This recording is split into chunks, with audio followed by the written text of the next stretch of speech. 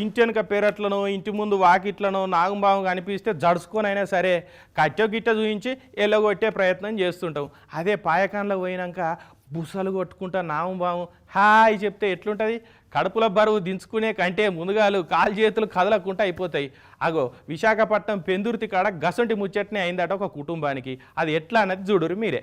Just imagine, కడుపుల బరువు దించుకుందామని పాయకాన్లో పోయి డోర్ వేసుకొని పనిగా నిద్దామని కూసునే ముంగట కమ్మోడ్ల నాగుపాము పడిగిప్పి hello hello excuse me hold on, నువ్వు వెయిట్ చేస్తున్నావు నీకైనా తెలుస్తుందేటి, నేను ఒకదాన్ని ఇక్కడ తగలడ్డాను కదా, ముందెనక చూసుకొని అక్కర్లేదేటి, నాకు అసలే ఓసిడి, మోరీల్లో కూడా ఈదనగా నా దరిద్రం ఈ బాత్రూమ్ కమ్మోళ్ళ ఈదాల్సి వచ్చింది అన్నట్టే పాము కనిపించే వరకు పై ప్రాణాలు పంచల్నే పోయినట్టు అయిందట ఇంటోళ్ళకు పాపం.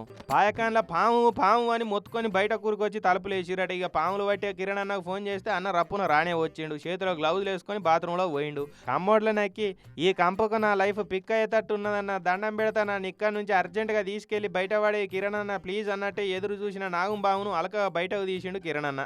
ఇక దాన్ని పట్టుకొని బయటకు తీసుకొచ్చి సంచిలో వేసుకొని పోయి ఊరికి దూరంగా పొదల పొన్ని ఇడిచిపెట్టిండట.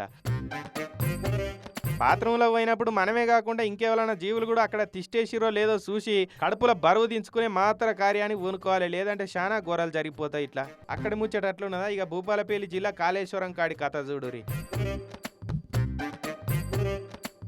రామరెడ్డి అనేటైన బైకు హ్యాండిల్కు చుట్టుకొని కానొచ్చిందో నాగుపాము. బండి తీద్దామని వచ్చి పామును చూసి స్టన్ అయిపోయిండు రామరెడ్డి అన్న.